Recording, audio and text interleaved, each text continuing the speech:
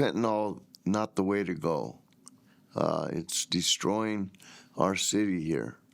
Fentanyl is coming in to Albuquerque, and from one end of the town to the next and the other end back, it's a mess. There's people high on that stuff 24/7.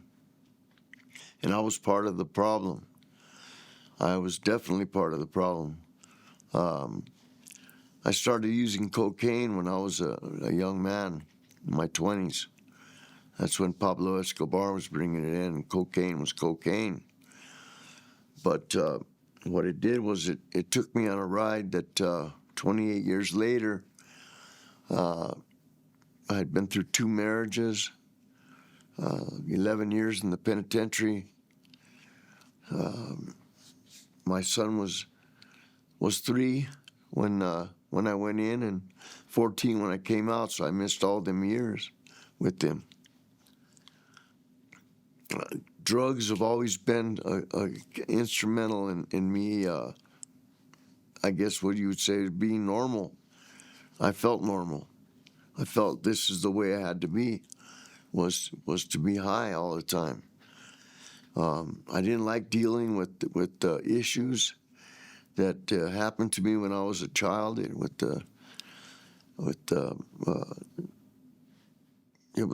bad. It was bad. My family member had molested me, and so I struggled with that for so many years, and used the cocaine to be able to suppress it and get by and deal with it. And so now I'm here to share my story with you. If I can help you, I can help somebody out there, just one person through this journey, I'm good, because that's one less person that's going to die from the fentanyl overdoses. It begins when I woke up that morning in a cockroach-infested apartment. My son had overdosed 11 times, and that was the 4th time that he had overdosed, and he was. I was with him, and I brought him back to life with Narcan. And so I got fed up. I said, "This is it. I can't bury that poor kid.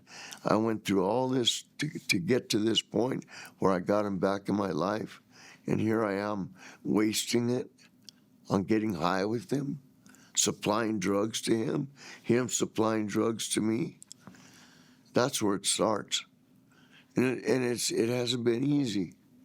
It has not been easy. The last 4 years have been very trying. Never slipped up once. The only reason I've been able to stay sober is because of my faith in God. My higher power is God, and that's who I turn to daily, every single day, every morning. And excuse me. When we 2 days later, after I got started on the wagon, as they say, my son he jumped on board, and every day we read the Bible. We had some daily devotionals that we read, and both of us together, fine-tuning each other, talking to each other, how we're feeling, the cravings, so-and-so came to the door to sell us some, I ran them off, and we'd go over stuff like that, because it was important for us to stay clear of the people that were in the streets. They were actually our enemies at that point, because we were part of them. And so when they saw that we weren't bringing any money into the circle, well then, hey, you're a chump. You know what I mean? Hey, what's up? Are you for real? Because if you're for real, be for real. If not, then, let's get high. But no, we were for real. We turned down we found it on the ground. We turned down numerous times where we could have gotten high for free. But no, it was more important for us to build a relationship with God. And that relationship that we built is basically what's keeping me going with my health issues now. I'm trusting in Him, and it's all because of my addiction. The uppers affected my heart. Cocaine and methamphetamines, just because you're the uptake, you're way up there, and then boom, you're back down. So your heart suffers. It's a muscle, and so I'm having to deal with that now through medication and other things, but we can't seem to get a hold of it, to where I can, how do you say, live a normal life somewhat.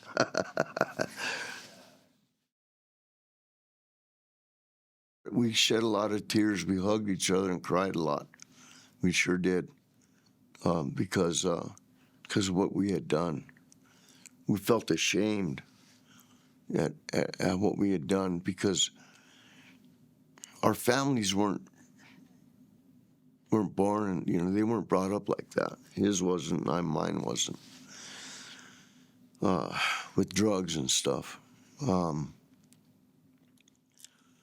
So that was hard. The guilt of stealing money, the crime and stuff that we were involved with. That was another thing that we had to deal with. My boy, he means everything to me, and because of those first month, I would say month, we had to maneuver out of that place. So I'm a veteran, and I served in the Air Force, and I utilized their HUD-VASH program. And my son and I were both able to get on the contract and get a voucher to move out of there into another place. Now, if I could tell you how we stayed in an apartment where we slept on a love seat, me on one side, him on the other. We'd spray the floor with roach spray. The ceiling, they'd fall down on us, so we have to keep up watching that. We had to get through that part. When we left there, we left with nothing.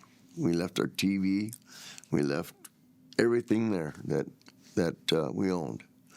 And so we moved into the new place, and that was actually our fresh start. Not looking around and seeing roaches crawling everywhere. It drove me crazy. We set up goals, short-term and long-term. The short-term goals were to seek out employment for him, get him stabilized in that area as far as going to work every day. Because for so many years there, like 7 years, he didn't work. We partied. That was it. So he had to, I had to groom him and get him, pointed in the right direction.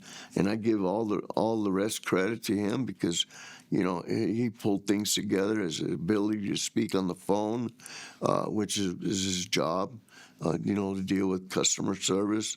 And he did a wonderful job, dressing. We weren't thugged out anymore. We had some type of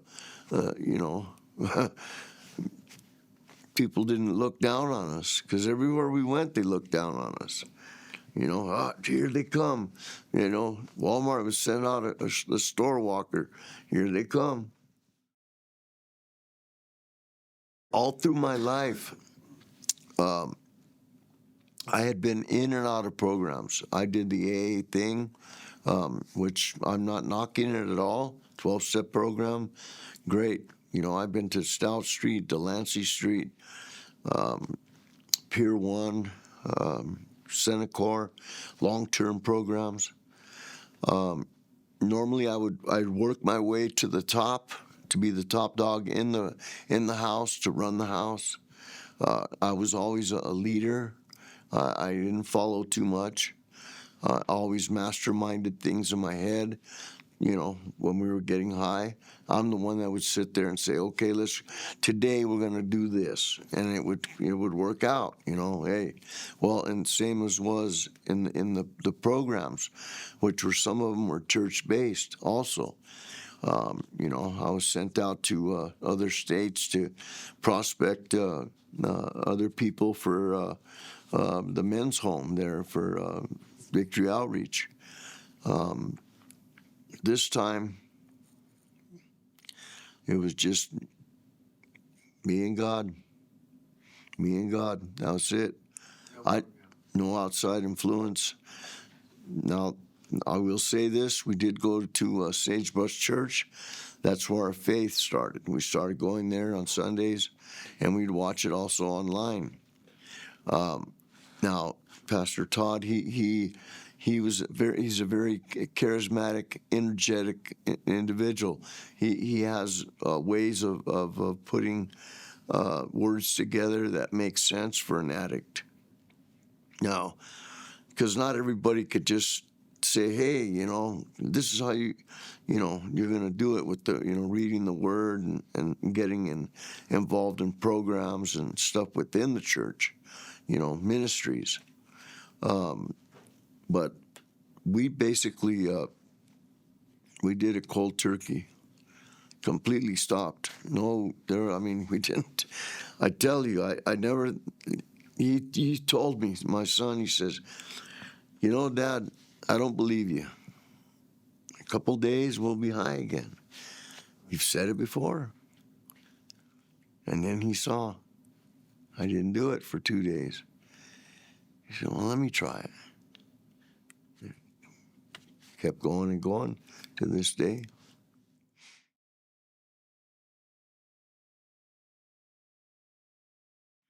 We do outreach with the ministry right now, here in Albuquerque. Every 3 months we meet, and that gives us 3 months of collecting items for them: gloves, socks, food, any type of clothing, prayer.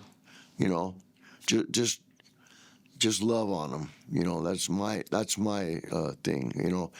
Regardless of how bad they smell from urine and feces, and the drugs coming out of their pores.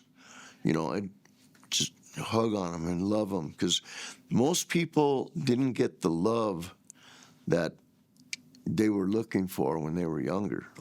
I've noticed that in a lot of addicts, including myself. My dad was an alcoholic. Excellent jobs up in with the Department of Defense, but we didn't get that loving. You know what I mean? That type of just embracing. That's important. And every day we tell each other we love each other. My son, we hug it. He says brazos. It was in Spanish, arms, hug, and we hug each other. We show each other love and respect now. One last thing. Anybody that comes in encounter with the testimony I've given you,